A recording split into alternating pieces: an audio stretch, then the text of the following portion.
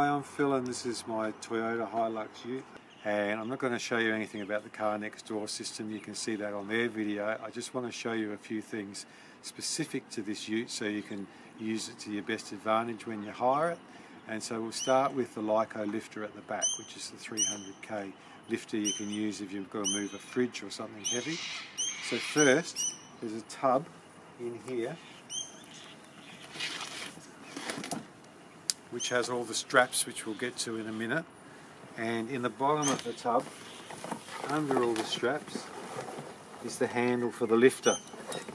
Just keep it in the bottom because it does say on the handle here, do not store loose in the vehicle or injury may occur, so that's why I've got it down the bottom of the tub.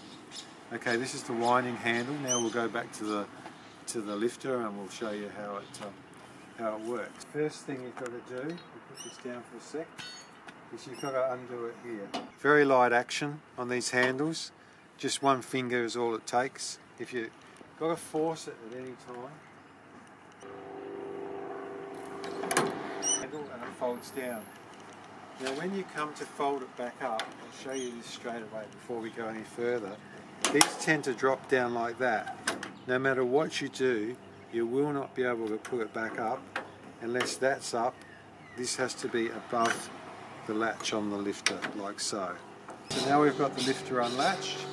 It just hinges down like so, and then this unfolds. Now see how this is not dropping down? It slides along the hinge. Just give it a tiny bit of a tap and it will drop down. It's just a little bit of play. Okay, now that it's unfolded, you see that it's completely flat at the bottom of the tray.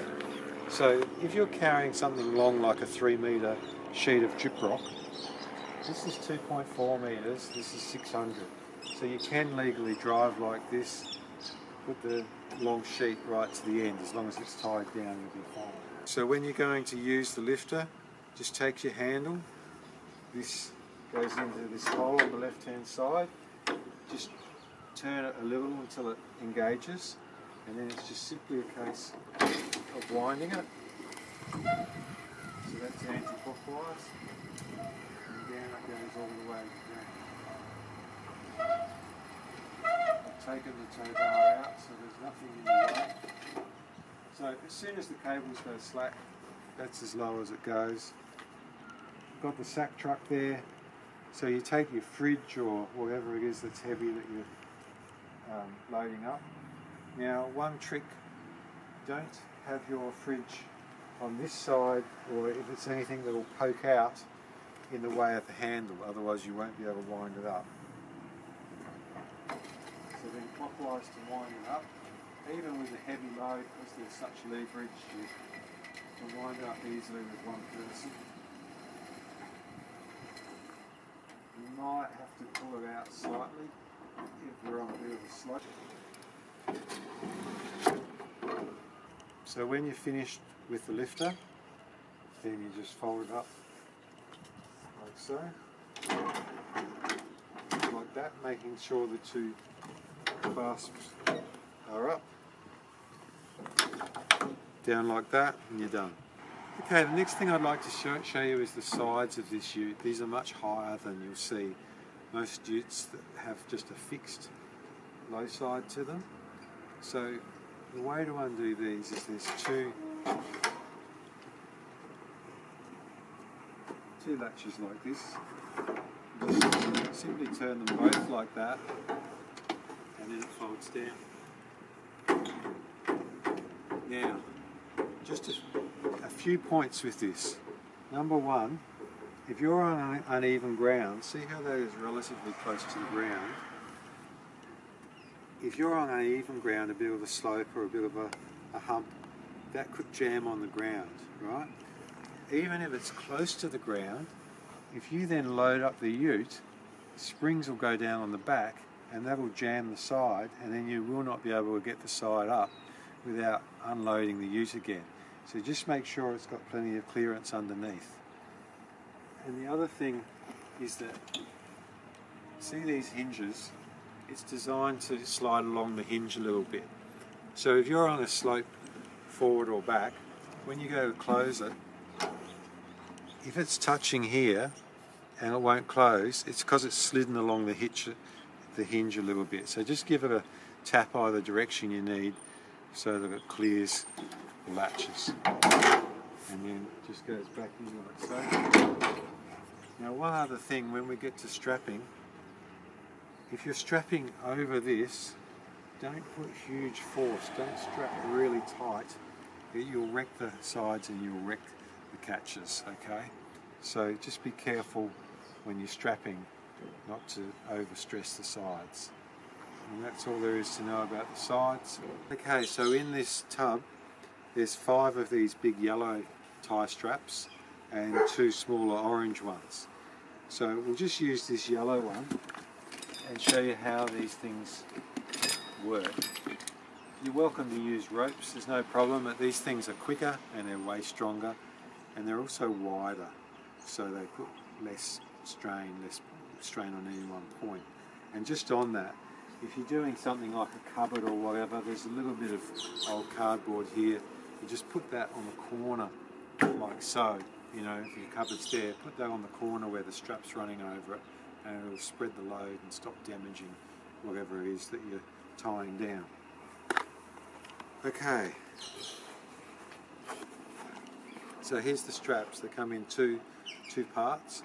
First we'll show you how to put on these internal tie hooks. So we'll hook one end over.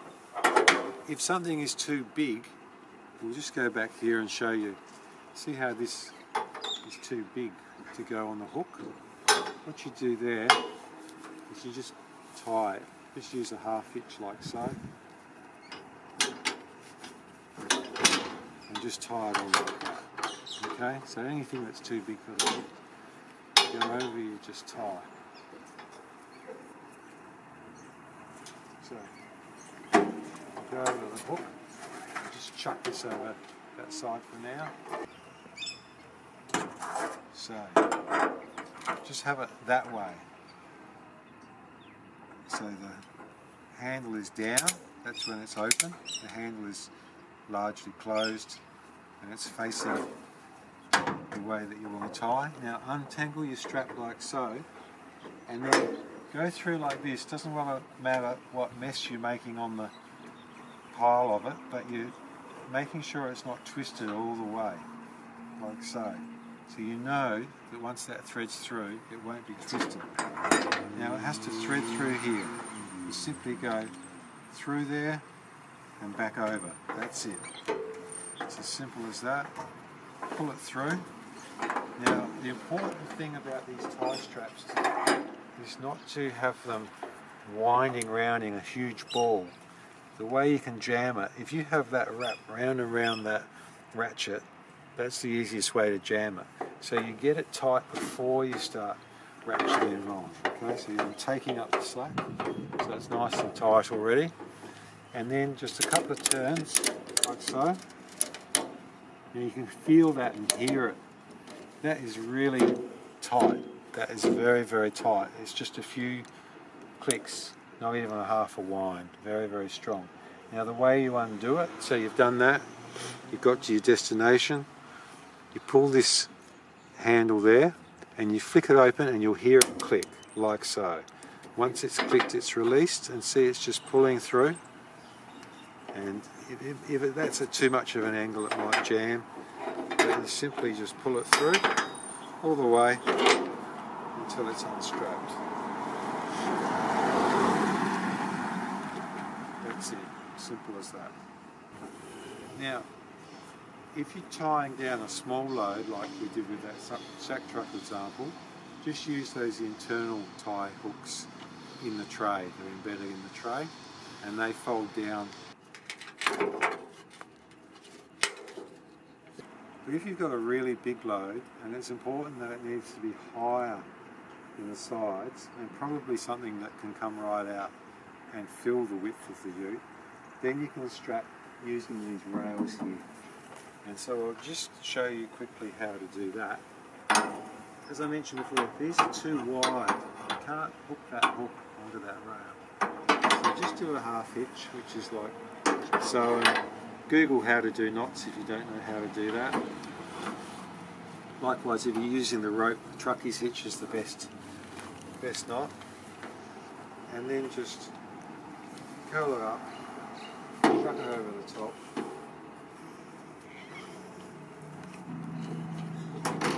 Obviously, whatever load you've got will be poking up here in the middle.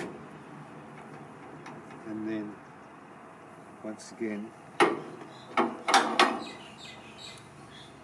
this one actually has a loop, so you can put it in the loop, you don't have to tie it. With this, put this down first, and it needs to go that way, okay?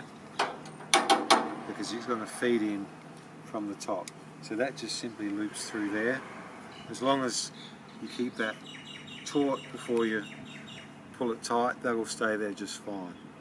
And then you just hook that through as we did in the other example, and away you go. But don't do it, especially in the middle, without something supporting this on the inside, because otherwise you'll crush the sides. This puts huge amounts of pressure on the sides. Okay, now I'll show you how to use the racks. These are very good for carrying timber, guttering, any sort of long thing, maybe long blinds or whatever. So the rear rack lifts off. This is aluminium, so it's much lighter than it looks.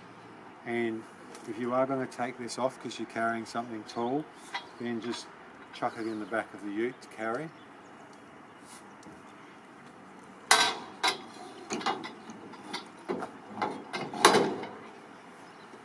It just slots straight in. It's very precise. There's no tricks required. There's no bolts. There is provision for fastening bolts, but we don't use them. It won't come off. Okay.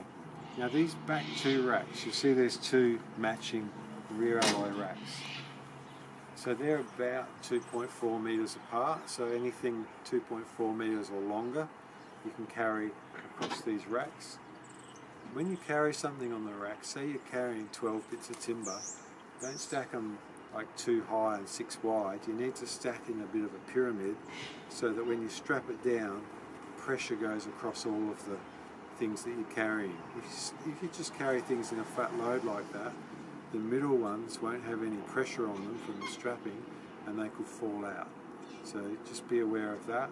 Also, butt it up against these side pegs so that they don't slide off. Don't carry anything outside that peg.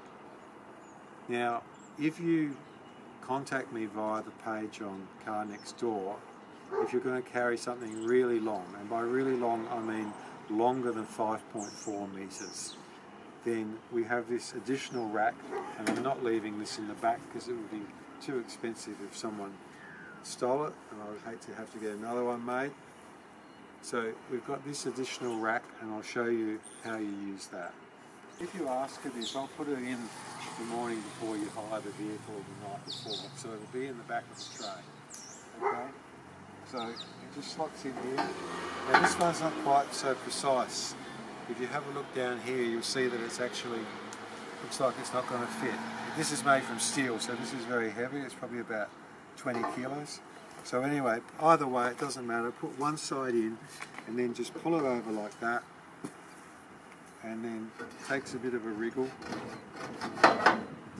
and it's in. Simple as that. Now if you sight along here, you'll see that this is the same height and level as the front racks, and this lets you go from overhanging the front to the back and carry things legally up to about 7.5 metres. Now there's RMS regulations that you can read on what you can and can't carry and how much you can overlap. One other thing, if you're carrying big sheets or whatever, anything on this side of the rack, just put the aerial down, otherwise it will get squashed by whatever you're carrying. As it says here, these back two racks are rated to 350 kilos. I would say with the front rack, it can easily carry half a tonne. Obviously, and I've carried that much and more on the racks, when you're driving with half a tonne suspended above your head, it's not going to handle quite as well. It'll roll on the corners, so just go a bit slower around the corners. If you do have a flat tyre or a mishap, there is a jack here. I think you're supposed to ring Car Next Door, but just so you know, just lift up the seat lever like that. There's a brand new jack in there. Also these blankets are for wrapping up whatever you're carrying, so please fold them up and put them back there. And just one other thing that I didn't show you before, it comes in this tub. There's 12 furniture straps like this, so these are long straps, and what you do with these is you wrap they will untangle, believe me, but you wrap the blanket around the furniture and then put the strap around the blanket, and that holds it in place so it doesn't blow away in the wind. And finally, just talking about wind, when you're driving along, if there's anything like plants or anything you're concerned about with the wind, put them in the front part of the tray here, right behind the cab, with the sides up. It's very sheltered from the wind. Don't put anything vulnerable right at the back by the tailgate. It's definitely a lot more windy at that end. So anything you're worried about, stick it right up the front. Also, just talking about the loading, if you're carrying something really heavy, once again, tie it up, carry it right behind the cab. It's more centered over the two axles. Don't carry something super heavy right at the back. And one more thing, behind the seat on this side is a big sheet of thick plastic, so if it is raining and you need to cover up whatever you're carrying, just grab that out from behind the driver's seat.